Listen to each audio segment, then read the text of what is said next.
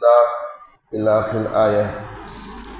عن جابر رضي الله تعالى عنه قال قال رسول الله صلى الله عليه وسلم من مات يشرك بالله شيئا دخل النار ومن مات لا يشرك بالله شيئا دخل الجنة رواه متفق عليه.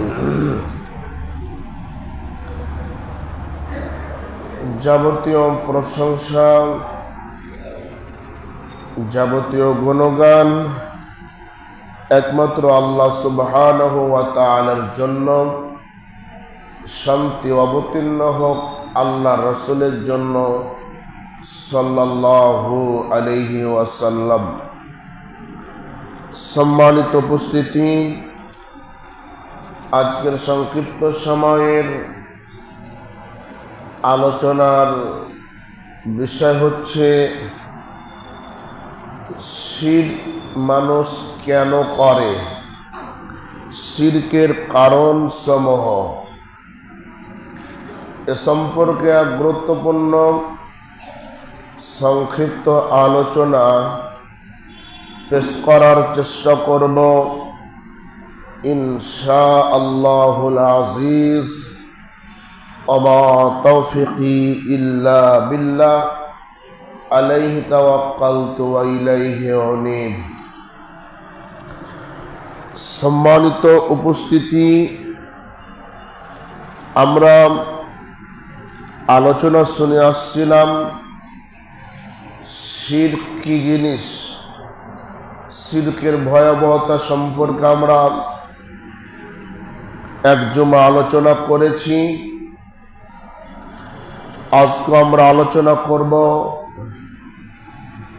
শিরকের মাধ্যমে মানুষ কিভাবে নিমজ্জিত হয়ে থাকে। সম্মানিত উপস্থিতি, আল্লাহ সুবহানাহু ওয়া তাআলা পবিত্র কোরআনুল কারীমের মধ্যে বলেন, ইয়া আইয়ুহান নাস দুরিবা মাসালুন ফাসতামিউ লাহ। হে পৃথিবীর মানুষ, যারা পৃথিবীতে মানুষ হিসেবে বসবাস করো, ইয়া আইয়ুহান নাস, হে পৃথিবীর মানুষ। এখানে কোনো মুসলমান নয়, এখানে কোনো ইহুদিকে বা খ্রিস্টানকে নির্ধারণ করে বলা হচ্ছে না। যারা মানুষ পৃথিবীতে, যাদের আকল আছে, বিবেক আছে, বুদ্ধি আছে, সে যেই ধর্মেরই হোক, মুসলিম হতে পারে, অমুসলিম হতে পারে, যেই ধর্মেরই হোক, সকল মানুষকে লক্ষ্য করে আল্লাহ সুবহানাহু ওয়া তাআলা বলছেন, দুরিবা মাসালুন ফাসতামিউ লাহ। তোমাদের জন্য একটি উপমা বর্ণনা করা হলো, তোমাদের জন্য একটি দৃষ্টান্ত দেওয়া হলো। দৃষ্টান্তটা কি? ইন্নাল্লাযীনা তাদউনা মিন দুনিল্লাহ, নিশ্চয়ই যারা আল্লাহকে বাদ দিয়ে অন্য কারো ইবাদত করে, নিশ্চয়ই যারা আল্লাহকে বাদ দিয়ে অন্য কাউকে ডাকে, লা ইয়াখলুকু যুবাবাও ওয়ালা ইসতামাউ লাহ, তারা একটি মাছিও তৈরি করার ক্ষমতা রাখে না। তারা কখনোই একটি মাছি তৈরি করতে পারবে না। ওয়া ইন ইয়াসলুবুহুমুয যুবাবু শাইয়্যান লা ইস্তানকিযুহু মিন, এবং মাছি যদি তাদের কাছ থেকে কোনো কিছু নিয়ে যায়, মাছি যদি তাদের কাছ থেকে কোনো কিছু হরণ করে নিয়ে যায়, ওই মাছির কাছ থেকে ওই জিনিসটি উদ্ধার করতেও তারা পারবে না। যাওফাত তালিব ওয়াল মাতলুব, প্রার্থনাকারী এবং যার প্রার্থনা করা হয় উভয় হচ্ছে শক্তিহীন। সম্মানিত উপস্থিতি, আমরা উক্ত আয়াত থেকে বুঝতে পারলাম যে একমাত্র আল্লাহর ইবাদত করতে হবে। আল্লাহকে বাদ দিয়ে যাদের ইবাদত করা হয় তারা একটি মাছি তৈরি করারও ক্ষমতা রাখে না, এবং মাছি যদি তাদের কাছ থেকে কোনো কিছু নিয়ে যায় তাও তারা সেটা ফিরিয়ে আনতে পারে না, তারা এতটাই শক্তিহীন। সম্মানিত উপস্থিতি, এই আয়াতের প্রেক্ষাপটে একটি ঘটনা উল্লেখ করা যেতে পারে। কোন একদিন কোন এক ব্যক্তি কিছু মূর্তি নিয়ে রাস্তায় চলতেছিল। হঠাৎ করে তার প্রসাব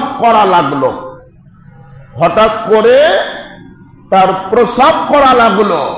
তখন সে মূর্তিগুলোকে ঘাট থেকে নামিয়ে মাটিতে রেখে দিল। রেখে দেওয়ার পরে প্রসাব করতেছে, আর ওই মূর্তির উপরে একটা কুকুর একটি পা উঠিয়ে প্রসাব করে দিচ্ছে। এ ব্যক্তি প্রসাব করার পর দেখলো মূর্তিগুলোর শরীর থেকে পানি পড়ছে। তখন ওই ব্যক্তি চিন্তা করলো, রবের শরীর থেকে পানি পড়া মানে একটি রহমতের পানি, রবের শরীর থেকে, প্রভুর শরীর থেকে পানি পড়ছে মানে একটি দয়া পড়ছে। তখন দয়া মনে করে পানিগুলো মুখে দিল, তো টকটক মনে হয়। পাশেই দেখতেছে একটা কুকুর দাঁড়িয়ে আছে। তখন ওই ব্যক্তি চিন্তা করলো, যেই প্রভুর গায়ে প্রসাব করা হয়, এই প্রভু যদি নিজের গায়ে থেকে প্রসাব রক্ষা করতে না পারে, কুকুরে প্রসাব করছে, এই প্রসাব যদি রক্ষা করতে না পারে, তাহলে এই প্রভু মানুষের কল্যাণ কিভাবে করতে পারে? তখন সে ব্যক্তি ওই মূর্তিগুলোকে লাথি মেরে ফেলে দিয়ে ইসলাম ধর্ম গ্রহণ করে ফেলল। তাহলে কি বোঝা গেল? যে আল্লাহকে বাদ দিয়ে যাদের ইবাদত করা হয় তারা হচ্ছে দুর্বল, শক্তিহীন। সম্মানিত উপস্থিতি, রাসূল সাল্লাল্লাহু আলাইহি ওয়াসাল্লাম সাহাবায়ে কেরামদেরকে লক্ষ্য করে বলছেন, সঙ্গী সাথী, ইজতানিবুস সাবআল মুবিকাত, তোমরা ধ্বংসকারী 7টি বস্তু থেকে বেঁচে থাকো। ধ্বংসকারী 7টি বস্তু থেকে বেঁচে থাকো। এই 7টি বস্তু এতটাই মারাত্মক, এই 7টি বস্তু এতটাই ভাইরাস, এই 7টি বস্তুর যে কোনো একটি যার মধ্যে থাকবে ওই ব্যক্তিকে ধ্বংস করার জন্য একটাই যথেষ্ট। এই 7টি বস্তুর এতটাই শক্তি, এতটাই কুপ্রভাব রয়েছে, এই 7টি বস্তু যার মধ্যে থাকবে, অথবা এই 7টির যে কোনো একটি যার মধ্যে থাকবে, তার সারা জীবনের ভালো আমল তার কোনো 5 পয়সা উপকার করতে পারবে না। এত শক্তি, এত তার পার্শ্ব প্রতিক্রিয়া রয়েছে। সাহাবায়ে কেরাম বললেন, ক্বালু ইয়া রাসূলুল্লাহ ওয়া মা হুন্না, হে আল্লাহর রাসূল, এই ধ্বংসকারী বস্তুগুলো কি কি? তখন আল্লাহর নবী সাল্লাল্লাহু আলাইহি সাল্লাম বললেন, আশিরকু বিল্লাহ, এক, আল্লাহর সাথে শরীক করা। 2, ওয়াসসিহরু, জাদু করা। মানুষের বাড়ি বান মারা, মানুষকে বান মারা, মানুষের সন্তান সন্ততিকে কষ্ট দেওয়ার জন্য জাদু করা, স্বামী স্ত্রীর মধ্যে বিভেদ তৈরি করার জন্য জাদু করা। যারা জাদু করে এবং যে করবে উভয় ধ্বংসশীল। নাম্বার 3, অকতলুন নাফসিল্লাতী হারামাল্লাহু ইল্লা বিল হক, মানুষকে অন্যায়ভাবে হত্যা করা। মানুষকে অন্যায়ভাবে হত্যা করা। নাম্বার 4 ওয়া আকলুর রিবা, সুদ খাওয়া। ওয়া আকলু মালাল ইয়াতীম, এতিমের মাল ভক্ষণ করা। 6 ওয়া তাওয়াল্লি ইয়াউমাজ যাহফি, যুদ্ধের মাঠ হতে পলায়ন করা। 3 অকফুল মুহসানাতিল গাফিলাতিল মুমিনাতি, সতী সাধবী সরল মনা পরেজগার নারীর প্রতি মিথ্যা অপবাদ দেওয়া। 7টি জিনিস যার মধ্যে আছে, 7টি কর্ম যার মধ্যে আছে, তাকে ধ্বংস হতেই হবে। 1 শিরক, আল্লাহর সাথে শিরিক করা। 2 জাদু করা। 3 মানুষকে হত্যা করা। 4 সুদ খাওয়া। 5 এতিমের মাল খাওয়া। 6 যুদ্ধের মাঠ হতে পলায়ন করা। 7 সতী সাধবী নারীর প্রতি মিথ্যা অপবাদ দেওয়া। সম্মানিত উপস্থিতি, শিরিক করেন না, ভালো মানুষ, নামাজ পড়ে, খুবই ভালো, তার খুব ভালো গুণাগুণ, কিন্তু সুদ খায় না। অনেক মানুষ পৃথিবীতে কম আছে, নামাজ পড়লো সুদ খায়। ওই এনজিওর ব্যাংকের ম্যানেজার হয়ে আছে, হ্যাঁ, ওর বাড়িতে এনজিও সারে এসে বসে, ওর বেটা এনজিও ডাক্তার, ওর বেটা অনেক কিছু। এই তোমার সংগঠনের দাম আছে 5 পয়সা? হ্যাঁ, কে তোমাকে বলেছে যে তোমাকে সংগঠন করতে হবে? কে তোমাকে বলেছে ইসলামী আন্দোলন করতে হবে? সুদ খাও বেটা, আর বড় বড় কথা বলো না। আবার কোন ব্যক্তির বাবা মারা গেছে, ওই ছোট্ট বাচ্চাটার সম্পদ নষ্ট করে খাচ্ছে, এতিমের সম্পদ ভক্ষণ করে খাচ্ছে। অন্যদিন বলবো। তাহলে এই 7টি ধ্বংসকারী বস্তুর মধ্যে 1 নম্বর হলো আল্লাহর সাথে শিরক করা। সম্মানিত উপস্থিতি, মুআজ বিন জাবাল রাদিয়াল্লাহু তাআলা আনহু হতে বর্ণিত, তিনি বলেন রাসূল সাল্লাল্লাহু আলাইহি ওয়াসাল্লাম আমাকে 10টি উপদেশ করেছেন, 10টি নসিহত করেছেন। তার মধ্যে 1 নাম্বার নসিহত হলো, মুআজ তুমি আল্লাহর সাথে কোনো কিছু শরীক করবে না। যদিও তোমাকে কেটে ফেলা হয়, যদিও তোমাকে টুকরো টুকরো করা হয়, যদিও তোমাকে আগুন দিয়ে জ্বালিয়ে দেওয়া হয়, মুআজ তোমাকে যদি শিরক করতে বাধ্য করার জন্য দুনিয়া থেকে কেটে টুকরো টুকরো করে দেওয়া হয়, তোমাকে যদি আগুন দিয়ে জ্বালিয়ে দেওয়া হয়, তবুও মুআজ তুমি কখনো আল্লাহর সাথে শিরক করবে না। অন্য হাদিসের মধ্যে এসেছে রাসূল সাল্লাল্লাহু আলাইহি ওয়াসাল্লাম মুআজকে ডেকে বলছে, মুআজ তুমি কি জানো, মুআজ তুমি কি জানো আল্লাহর ওপর বান্দার হক কি এবং বান্দার ওপর আল্লাহর হক কি? আল্লাহর ওপর যেমন বান্দার হক আছে, ঠিক তেমনি বান্দার ওপর আল্লাহর হক রয়েছে। আল্লাহর ওপরে বান্দার হক, বান্দার ওপরে আল্লাহর হক। তখন মুআজ বিন জাবাল রাদিয়াল্লাহু তাআলা আনহু বলছেন, আল্লাহু ওয়া রাসূলুহু আ'লাম, এ বিষয়ে আল্লাহ এবং তার রাসূলই ভালো জানে।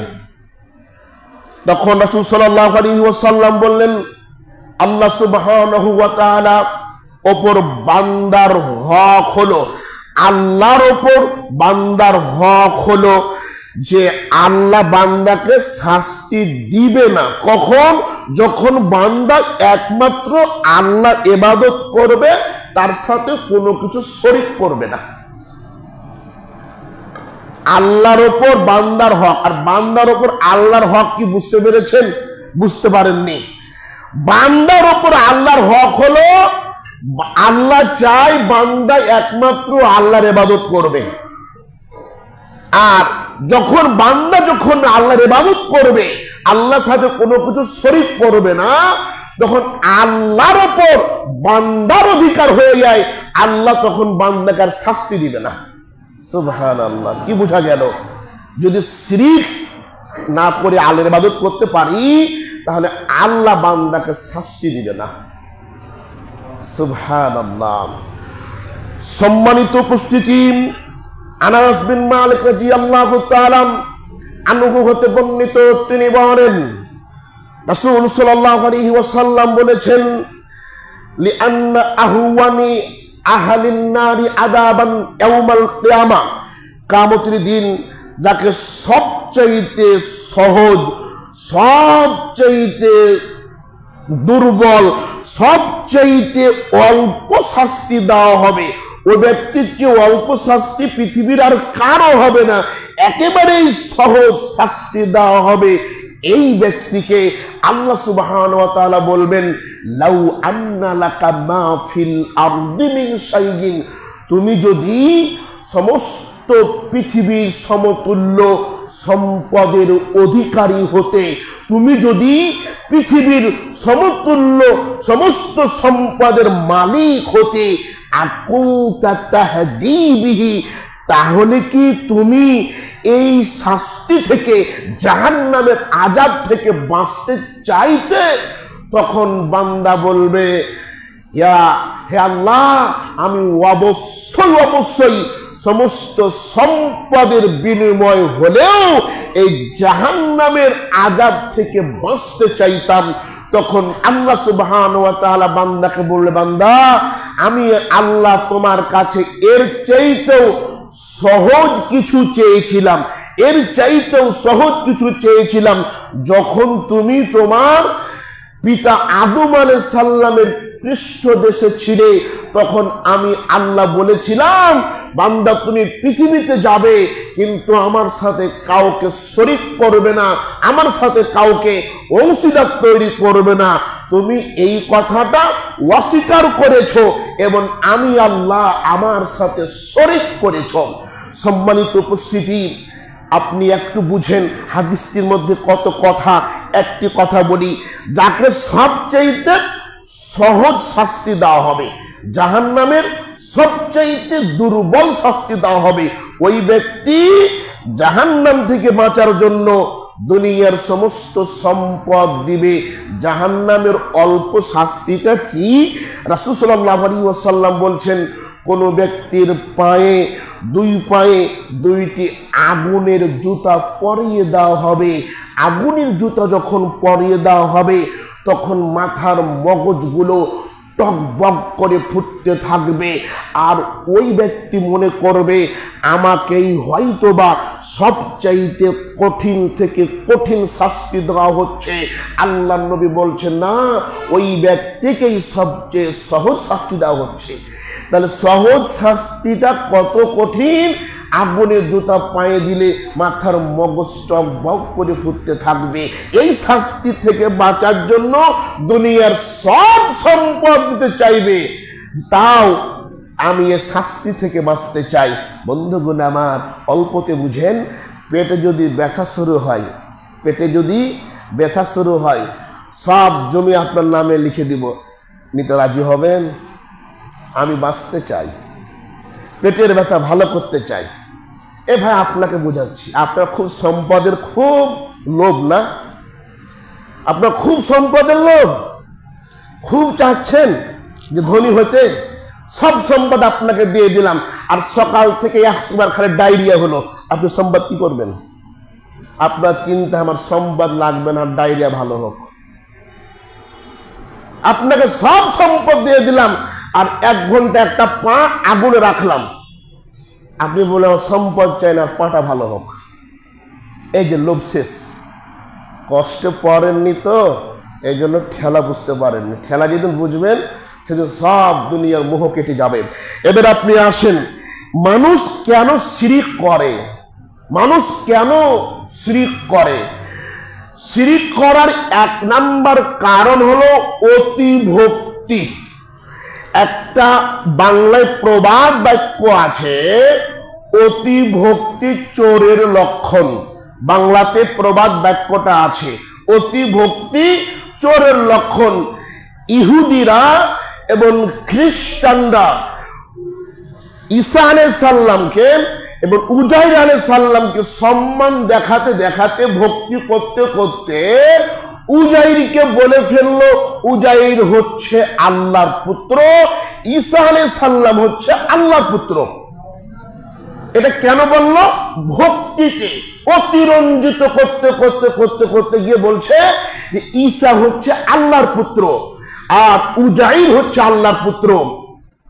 অথচ আল্লাহ সুবহানাহু ওয়া তাআলা পবিত্র কোরআনুল কারীমের মধ্যে বলছেন, কুল, হে রাসূল আপনি বলুন, হুয়াল্লাহু আহাদ, আল্লাহ হচ্ছে এক অদ্বিতীয়, আল্লাহুস সামাদ, তার কোনো মুখাপেক্ষী নন, তিনি কারো মুখাপেক্ষী নন, সবাই তার মুখাপেক্ষী, তিনি কারো মুখাপেক্ষী নন। লাম ইয়ালিদ ওয়া লাম ইউলাদ, তিনি কাউকে জন্ম দেননি এবং তিনি কারো হতে জন্ম নেননি। ওয়ালাম ইয়াকুল লাহু কুফুয়ান আহাদ, তিনার সমকক্ষ পৃথিবীতে কেউ নেই।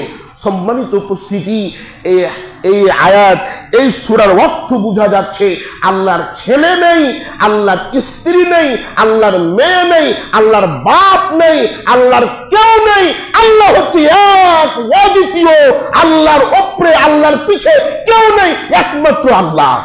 আপনি আমি যদি বলি আমি হতে পৃথিবীতে এসেছি আমার মায়ের পেট থেকে, আল্লাহ কার পেট থেকে আসলো? নাস্তিকদের প্রশ্ন হচ্ছে এটা।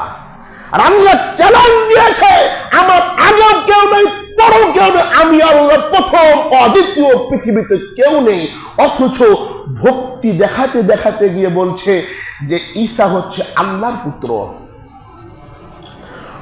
সম্মানিত উপস্থিতি, দুঃখজনক হলো সত্য যে আজ মুসলমান সমাজ অতি ভক্তি করতে গিয়ে, অতিরঞ্জিত করতে গিয়ে কবর পূজা, মাজার পূজা, পীর পূজা, শহীদ মিনার, ভাস্কর্য, বিভিন্ন ছবি মূর্তিতে শ্রদ্ধা নিবেদন করে শিরকের মতন মহা পাপের মধ্যে জড়িয়ে পড়ছে। এমনকি শ্রদ্ধা নিবেদন করতে গিয়ে পৃথিবীতে অনেক মুসলমান মৃত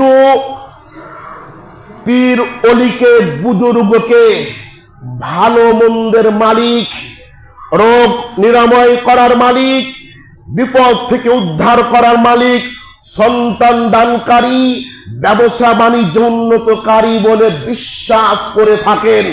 সম্মানিত উপস্থিতি, এই জন্য তো দেখতে পাওয়া যায় লক্ষ লক্ষ নারী পুরুষ, লক্ষ লক্ষ নারী পুরুষ তাদের হাঁস, মুরগি, গরু, ছাগল, কোটি কোটি টাকা তারা কবরে মাজারে দান করে থাকে।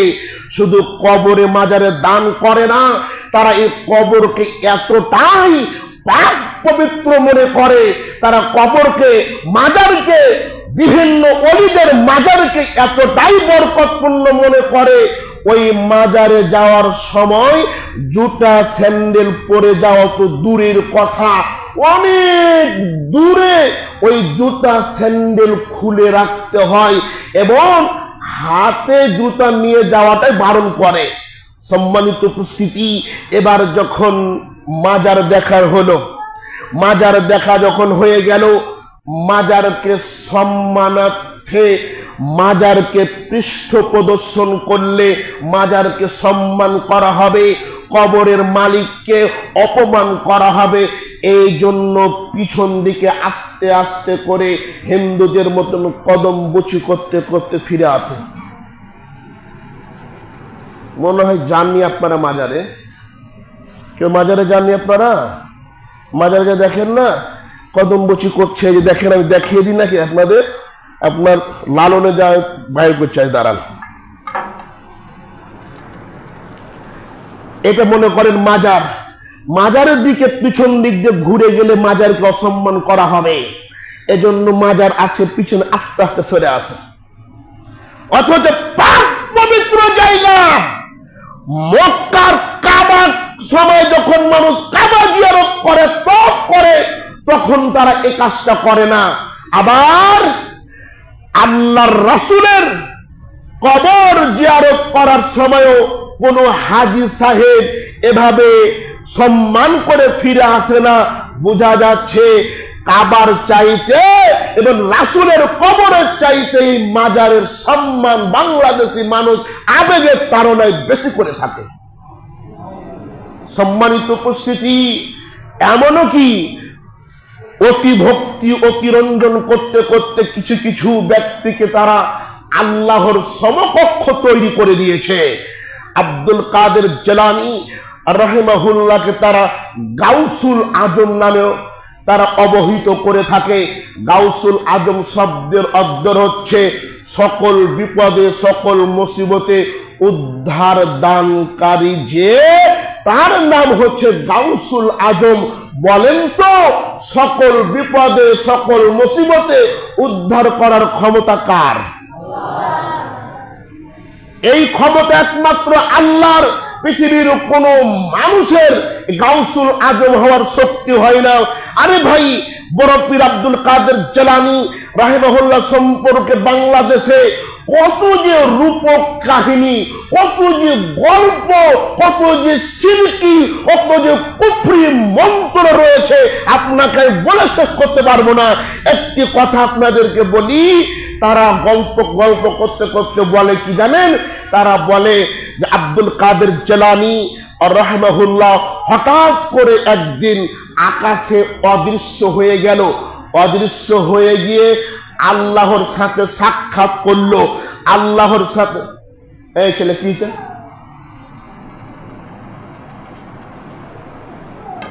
কে কথা বলছে গো?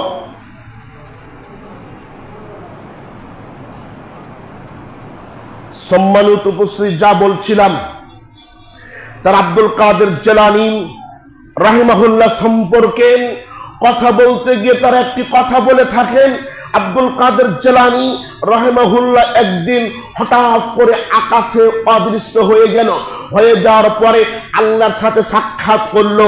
আল্লাহর সাথে সাক্ষাৎ করলো কিভাবে? যেভাবে এক বন্ধু আর এক বন্ধুর সাথে সাক্ষাৎ করে। আল্লাহ এবং আব্দুল কাদের জিলানী হাত ধরে হাঁটতে লাগলো। হাঁটতে হাঁটতে হাঁটতে আল্লাহ রাব্বুল আলামিনের পাটা গেল পিছলে, পিছলে পড়ে যাচ্ছে। কে পড়ছে বুঝতে পারছেন? মানে আল্লাহ পড়ে যাচ্ছে। পা পিছলে পড়ে যাচ্ছে কে? আল্লাহ। আর সাথে সাথে আব্দুল কাদের জিলানী রাহিমাহুল্লাহ আল্লাহর হাত ধরে দাঁড় করাচ্ছে। তখন থেকে আব্দুল কাদের জিলানীর নাম হয়ে গেল দস্তগীর, আল্লাহর হাত পাকড়াওকারী। কিরে ভাই, নাম লেখাতে গেলে পীরে গাউসুল, পীরে দস্তগীর, পীরে খাজা, পীরে গাজা লেখা যাবে না বেটা? এগুলো অর্থ বুঝো তোমরা? গাউসুল আজম কেন বলা হয়, দস্তগীর কেন বলা হয়? ওই সেদিন আল্লাহ নাকি পা পিছলে গেল, আর খাজা এবার আব্দুল কাদের জিলানী আল্লাহর হাত ধরে দাঁড় করিয়ে দিল, আর নাম হয়ে গেল কি? দস্তগীর। ঠিক আল্লাহর সাথে আমার নবীরও সাক্ষাৎ হয়নি। আল্লাহর সাথে মুসা আলাইহিস সালাম জেদ করেছিল যে আমি আল্লাহর সাথে কথা বলবো, তা দেখতে পাইনি। আর এ সমস্ত ব্যক্তিরা কত রূপক কথা বলে থাকে। সম্মানিত উপস্থিতি, অতি ভক্তির কারণে মানুষ সমাজে শ্রীকে নিমজ্জিত হয়ে থাকে। আরেকটি কথা বলে শেষ করছি। আব্দুল কাদের জিলানী রাহিমাহুল্লাহ সম্পর্কে আরো একটা কথা সমাজে প্রচারিত রয়েছে, তা হলো আব্দুল কাদের জিলানী তোমার নামের গুণে আগুন হইয়া যায় পানি। আব্দুল কাদের জিলানী তোমার নামের গুণে আগুন হইয়া যায় পানি। আমার দাদা এত বড় পীর ছিল, এত বড় দাম ছিল। আমার দাদা যখন নদী পার হতো যাই নামাজটা বিছিয়ে দিত। আমার দাদা বড় পীর ওই যাই নামাজে বসে একেবারে সাগর পার দিয়ে চলে গিয়েছে। আমার দাদা বড় পীর, এত বড় পীর ছিল। আমার দাদা এত বড় পীর মহাসাগরের উপরে বসে বসে সালাত আদায় করেছে, খিজির আলাইহিস সালামের সাথে কথা বলেছে। নাউজুবিল্লাহ। বেটা, তোমার দাদা পেরেছে, তুমি পারো না? হুজুর কিন্তু কয় যে এত বড় বড় পীর। সম্মানিত উপস্থিতি, আব্দুল কাদের জিলানী রাহিমাহুল্লাহ নামে আগুন হয়ে গেল পানি। আর আগুনে নিক্ষেপ হলো ইব্রাহিম আলাইহিস সালাম। আবুল আম্বিয়া, অনেক নবীর পিতার নাম হচ্ছে ইব্রাহিম। ইব্রাহিম আলাইহিস সালাম আগুনে নিক্ষিপ্ত হলো, নমরুদ ফেলে দিল, অথচ ইব্রাহিমের নামের গুণে আগুন পানি হয়েছিল, আগুন শান্ত হয়েছিল। আগুন কখন শান্ত? আপনারা বলছেন ঠিকই তো, শান্ত তো হয়েছিল। অনেকেরই মানে নির্ভেজাল তাওহীদ না, বুঝেনি। আরে ইব্রাহিমের আগুন ঠান্ডা হয়েছিল কিভাবে? আল্লাহ বলছে কুল্লা ইয়া নারু কুনি বারদাও ওয়া সালামান আলা ইব্রাহিম, হে আগুন আমার হুকুমে ইব্রাহিমের উপর থেকে তুমি শান্তি হয়ে যাও এবং বরফ হয়ে যাও। তাহলে ইব্রাহিমের আগুন শান্তময় হয়েছিল আল্লাহর হুকুমে। আর কাদের জিলানী রাহিমাহুল্লাহর নামে আগুন পানি হয়ে যায়, ইব্রাহিমের নামে কিন্তু আগুন পানি হয় না। কথা বুঝেন? মুহাম্মদ সাল্লাল্লাহু আলাইহি সাল্লামের নামে আগুন পানি হয় না। আগুন যদি পানি হয় একমাত্র এটা আল্লাহর হুকুমে হতে পারে, এটা আল্লাহর গুণ। পৃথিবীর কারো নামের গুণে কোনো কিছু হতে পারে না। সম্মানিত উপস্থিতি, এবার আপনি আসেন, কেউ ফিরে না খালি হাতে হাজারে তোরই দরবারে। এতটুকু নাম রাখলাম, এরপরে খুতবা শুরু হবে। কেউ ফিরে না খালি হাতে খাজারে তোর দরবারে, কেউ ফিরে না খালি হাতে খাজারে তোর দরবারের। এই গল্প শোনার জন্য আপনি একটু আবেগ আলপুত হয়ে থাকেন, আসবে সামনে। কেন মানুষ পৃথিবীতে এই শিরকের মতন বেড়াজালে কেন লুকিয়ে আছে, এই আলোচনাগুলো সামনে হবে। ধারাবাহিকভাবে সমাজে প্রচলিত শিরক নিয়ে আলোচনা করা হবে ইনশাআল্লাহ। সম্মানিত উপস্থিতি, বলেন তো একটু, আপনাদের প্রিয় বক্তারা ওয়াজ করেন, বাইজিদ বোস্তামি নাম শুনেছেন আপনারা? বাইজিদ বোস্তামি পানি নিয়ে দাঁড়িয়েছিল মায়ের শিওরে সারা রাত। গল্প শুনেননি? হুজুরও কাঁদে, মুসল্লিও কাঁদে, জনগণও কাঁদে। এবার হুজুর বাহাবা পেয়ে পকেট ভরে টাকা নিয়ে যায়। এই কথাটা যে কত বড় মিথ্যা, এটা আমি প্রমাণ করব ইনশাআল্লাহ। আপনার আরো গল্প শুনেছেন, নবী রাস্তা দিয়ে যাইতো, এক বুড়ি কাঁটা বিছিয়ে রাখত। শুনেন আপনারা? সব আসবে, এই যে আলোচনা ধরেছি না, সব আসবে এগুলোতে। আশ্চর্য হয়ে যাবেন ভাই, যে সমাজে কি প্রচলিত, বক্তা কয় কি আর আমরা শুনি কি। সম্মানিত উপস্থিতি, আর একটা হাদিস আছে, কোন আলেম ওলামা যদি তলবে এলেন কোন কবরের পাশ দিয়ে যাই, ওই কবরে 40 দিন আযাব হয় না। ডাহা মিথ্যা কথা, ডাহা মিথ্যা কথা। কে ওয়াজ করবে যে ভাই?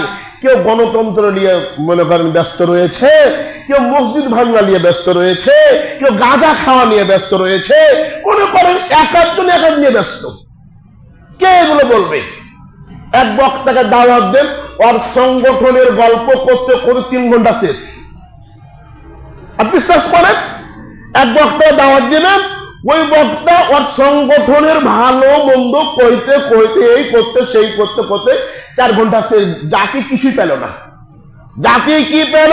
আরে জ্বালিয়ে দাও, পুড়িয়ে দাও। জাতি এটা পেয়েছে। জাতি এগুলো শিখবে কোথায়? সম্মানিত উপস্থিতি, এবার আপনি আসেন, গাজায় মুসলমানদের ওপর ইসরায়েল গণহত্যার বিরুদ্ধে মানববন্ধন ও সমাবেশের আয়োজন করা হয়েছে। আমাদের এই দরিকুমরপুর এলাকাবাসীর পক্ষ থেকে এবং বাংলাদেশ আহলে হাদিস যুব সংঘের পক্ষ থেকে আমরা সবাই বাদ জুমা অবশ্যই ইমানি দায়িত্বে, ইমানি শক্তিতে অবশ্যই আমরা আজকে আলাউদ্দিন নগরে অবশ্যই আমরা যে প্রতিবাদ জানাবো। সবচেয়ে ভালো লাগছে মুসলমানরা সকলেই একত্রিত হয়ে আমাদের দল মত নির্বিশেষে, কে আহলে হাদিস, কে হানাফি, কে চরমনাই, কে জামাত ইসলাম, কে আমলিগ, কে বিএনপি, কোনো কিছুই নাই।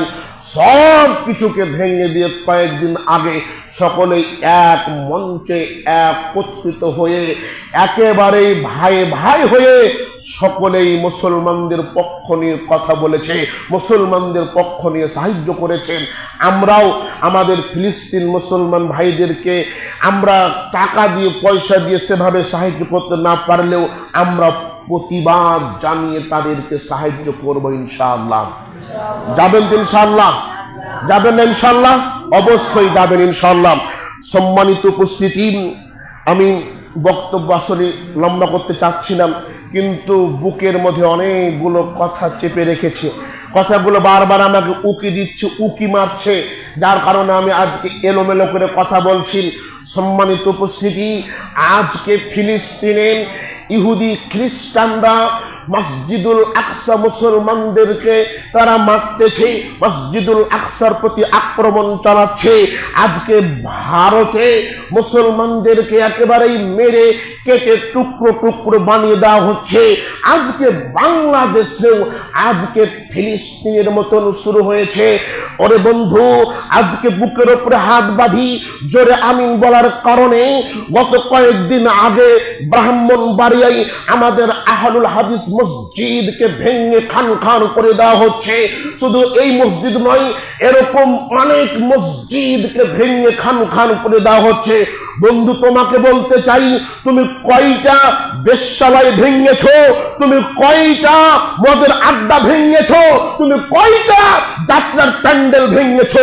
তুমি কত বড় স্পর্ধা পাও? তুমি কত বড় টুপিওয়ালা পাঞ্জাবিওয়ালা তুমি মসজিদ ভাঙতে চাও? আজকে আহলুল হাদিসদের মসজিদগুলোকে ভেঙে খান খান করা হচ্ছে। কোথায় গেল মামুনুল হকের বাঘের হুঙ্কার? কোথায় গিয়েছে ডক্টর শফিকুর রহমানের মানবতার নামে মন্দির পাহারা দেওয়া? কোথায় গিয়েছে আজকে ডক্টর মিজানুর রহমান আজহারির পক্ষে সাক্ষ্য দেওয়া? কোথায় গিয়েছে আজকে শাইখ আহমদুল্লাহর মিষ্টি মিষ্টি কথা?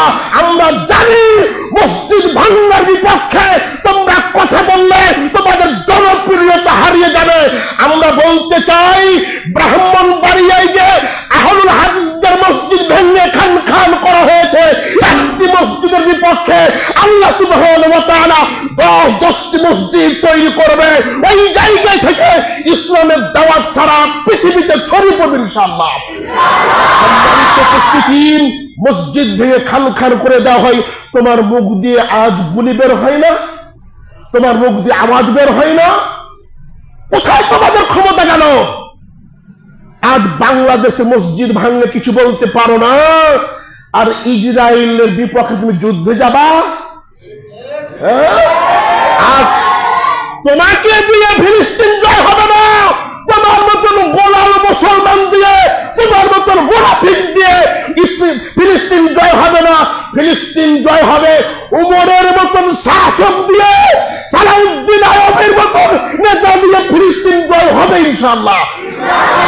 সম্মানিত উপস্থিতি, আপনার গায়ে একটু রক্ত না পুজ আছে মনে হচ্ছে? পুজ আছে মনে হয় আপনার কাছে? আপনি ভিডিও দেখেন না? আজ আহলুল হাদিসদের মসজিদ ভেঙে দিচ্ছে বাংলাদেশে, আপনার মনে পড়ে না? আবার মন্দির পাহারা দিয়ে মানবতা দেখো বেটা। মন্দির ভাঙ্গা জাতি মুসলমান মন্দির পাহারা দিতে পারে না। সম্মানিত উপস্থিতি, মন্দির পাহারা দিতে হবে না, আর মসজিদ ভেঙে দিয়ে মুখ দিয়ে কোনো আওয়াজ বের হয় না। গণতন্ত্র ছাড়ো, ইসলাম বুঝো, ইসলাম কাকে বলে, কি জিনিস। সম্মানিত উপস্থিতি, আসি, আল্লাহ সুবহানাহু ওয়া তাআলা আপনাকে আমাকে সকলকে খাঁটি মুসলিম হিসাবে কবুল করুক। সকলে বলছি আল্লাহুম্মা আমিন। এই যে মনে করেন দরিকুমুরপুরের চারপাশে 500 550 আহলে হাদিস। আপনার যদি এই মসজিদটা কেউ ভাঙে, কষ্ট হবে না? কষ্ট হবে না? তাহলে যারা ভাঙছে তারা কি হিন্দু ও মুসলমান? টুপিওয়ালা, এই পাঞ্জাবিওয়ালা, এরাই বাংলাদেশ থেকে পৃষ্টি বন্ধ করেছে, অথচ জি বাংলা জি সিনেমা সারা দিন সারা রাত চলছে, কিছুই বলে না। আর বেলে জীবন দিবে, বেলে এরাই বেলে শহীদ হবে, এরাই বলে মসজিদ ভেঙে বেলে সব শেষ করে দিবে। হ্যাঁ, ছি, তোমার এই ধর্মকে আমি থুথু দিই যারা মসজিদ ভাঙার বিষয় নিয়ে কথা বলতে পারো না। শুনো, যে হাত দিয়ে মসজিদ ভেঙেছ, আল্লাহর কাছে দোয়া করি, আল্লাহ যদি তাদের হায়াতে যদি হেদায়েত না থাকে, আবুল হাবের মতো করে তার হাতকে তুমি ধ্বংস করে দাও। যেই মুখ দিয়ে উস্কানিমূলক কথা বলেছে, সে সমস্ত হুজুরদের জিহ্বাকে তুমি এককালীন বন্ধ করে দাও। অবশ্যই অবশ্যই আল্লাহ যেভাবে তার কাবাকে আব্রাহার হাত থেকে রক্ষা করেছে, বাংলাদেশেও মুসলমানদের মসজিদ ভেঙেছে, অবশ্যই আল্লাহ তাআলা ওই জায়গাতে আরো হাজারো মসজিদ তৈরি করে দিবে ইনশাআল্লাহ। সম্মানিত উপস্থিতি, এবার আপনি আসেন, আল্লাহ সুবহানাহু ওয়া তাআলা আপনাকে আমাকে সকলকে ইসলাম বুঝার শক্তি দান করুক। সকলে বলছি আল্লাহুম্মা আমিন। আল্লাহ, আমরা আজকে বুঝতে না পেরে ইসলামকে আঘাত করতেছি, আল্লাহ তুমি আমাদের সকলকে বুঝদান করো। আল্লাহ দড়ি কোমরপুরের মানুষকে গণতন্ত্র সম্পর্কে সুস্পষ্ট ভাবে বুঝার শিক্ষা দিয়ে দাও। বিশ্বাস করেন ভাই, আমি আপনার কটাক্ষ করে কথা বলছি, আমি আপনার ভাই। গণতন্ত্র মুসলমানের না, গণতন্ত্র নবীর না, গণতন্ত্রের জনক হচ্ছে আব্রাহাম লিঙ্কনের মতন একজন খ্রিস্টান। আব্রাহাম লিঙ্কন যারা আজকে ফিলিস্তিনের মসজিদ ভাঙছে, তারাই গণতন্ত্রের প্রতিষ্ঠাতা, তারাই গণতন্ত্র তৈরি করেছে। গণতন্ত্র তৈরি করে এজন্য পূজার মণ্ডপ যেতে হয়, গণতন্ত্র করেন এজন্য সবার সাথে হাত মিলাতে হয়, কে নারী কে পুরুষ ভেদাভেদ করতে হয় না, কারণ গণতন্ত্র না করলে ভোট পাবো না। যেদিন বেরিয়ে আসতে পারবেন সেই দিন আপনি বুঝতে পারবেন যে গণতন্ত্র কতটা জঘন্য জিনিস। আর যদি যারা বড় বড় কথা বলছে গণতন্ত্র নিয়ে কথা বলো, গণতন্ত্র হারাম, তার জনপ্রিয়তা কমে যাবে। হক কথা বললেই জনপ্রিয়তা কমে আসে। আর যারা গোলালু আছে না, এটাও চলে ওটাও চলে, ওদের দিয়ে ধর্মের সবচেয়ে ক্ষতি বেশি হয়। সম্মানিত উপস্থিতি, আসেন, আল্লাহ সুবহানাহু আবার বলছেন জানেন যে আমরা গণতন্ত্রের ক্ষমতায় গিয়ে ইসলাম কায়েম করব। বাপরে বাপ, মনে হয়েছে বাপের সম্পত্তিও ইসলাম কায়েম করে গণতন্ত্রের মাধ্যমে গিয়ে যে মুচি ভোট দিয়েছে তো বলবে মুচি করে খাবো। যেই বেশ্যাওয়ালায় ভোট দিয়ে আপনাকে পাস করিয়েছে, মদখোর পাস করিয়েছে, সে চাইবে যে মদখোর বন্ধ হোক।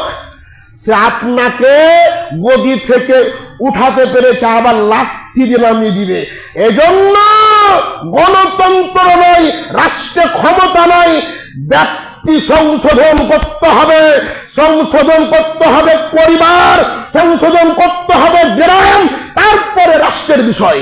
কিন্তু আমরা আগে রাষ্ট্র, নিজের বাড়িতে 10টা নামাজ পড়ে না, নিজের বাড়িতে বেনামাজি, নিজের রোজা রাখে না, নিজের স্ত্রীর পর্দা করে না, বেপর্দায় চলে, এগুলো নিয়ে মাথা খারাপ না। আরে নিজের পরিবারকে সংশোধন করুন, নিজের পরিবারকে ঠিক করুন।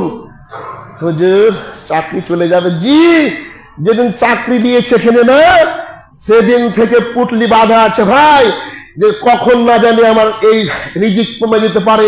আপনার চাকরিকে 5 পয়সা মূল্যায়ন করি না। আজ 6 মাস হলো আমার আশা, আপনি যেই দল করেন যেখানে থাকেন, আমি কাউকে মূল্যায়ন করি না। যদি কোরআন হাদিসের কথা বলবো, কে কোন সংগঠন করে, কে কি দল করে, এটা কোনো মূল্য নেই আমার কাছে। এ থাকতে হবে, কে বলেছে আপনার পা টিপে থাকবো আমি? অসম্ভব।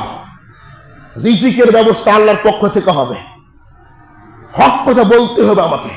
সে আপনি 5 টাকা বেতন দেন, আপনি আমাকে বলবেন যে আপনি নরম করে কথা বলেন, অসম্ভব। আমার মুখ থেকে কিছু আসবে না। গণতন্ত্র হারাম, গণতন্ত্র করে জান্নাত হবে না, হবে না। দেখি কোন মায়ের বেটা জন্ম নিয়েছে ভোট দিয়ে জান্নাত হয়? দেখি কই যাক। আরে গণতন্ত্রের ব্যালট পেপার দিয়ে প্রসাব করার পরে যদি পবিত্রতার কাজে টিস্যু হিসাবে ব্যবহার করেন, আপনি অপবিত্র থেকে যাবেন। এটা এত অপবিত্র, ব্যালট পেপার এতটা অপবিত্র জিনিস। আজ মসজিদ ভাঙছে বেটা, তুমি গণতন্ত্র, তুমি একটা সংগঠন করো, তাই তুমি মুখ দিয়ে কোনো বলি বের হয় না, ভাষা বের হয় না। আহলুল হাদিস 4.5 কোটি আহলুল হাদিস বাংলাদেশে বসবাস করে। আগে ছিল 2 কোটি। প্রতিদিন আহলুল হাদিসের সংখ্যা বাড়ছে। এই আহলুল হাদিসরাই ব্যক্তি সংস্কার করে একদিন অবশ্যই ইসলামী ক্ষমতায় আসবে, তবে ভোটের মাধ্যমে নয়। যিনি যোগ্য ব্যক্তি তিনি হবেন নেতা। যেভাবে নবী মুহাম্মদ হয়েছে, কি ভোট ছাড়া দেশ চলছে না? ডক্টর ইউনূস চালাচ্ছেন না, ভোট ছাড়া চলে না? এত কেন মাথা খারাপ নির্বাচন নিয়ে? আসেন, আল্লাহ পাক কবুল করুক। সকলে বলছি আল্লাহুম্মা আমিন। এবারে সংক্ষিপ্ত বক্তব্য এখানে শেষ করলাম। ওমানিল্লাল বালাগ। বাদ জুমা নামাজ পড়ে আমরা সকলেই ফিলিস্তিন মুসলমান ভাইদের জন্য প্রতিবাদ সমাবেশে যাবো ইনশাআল্লাহ। আল্লাহ পাক কবুল করুক। সকলে বলছি আল্লাহুম্মা আমিন। সুবহানাল্লাহ।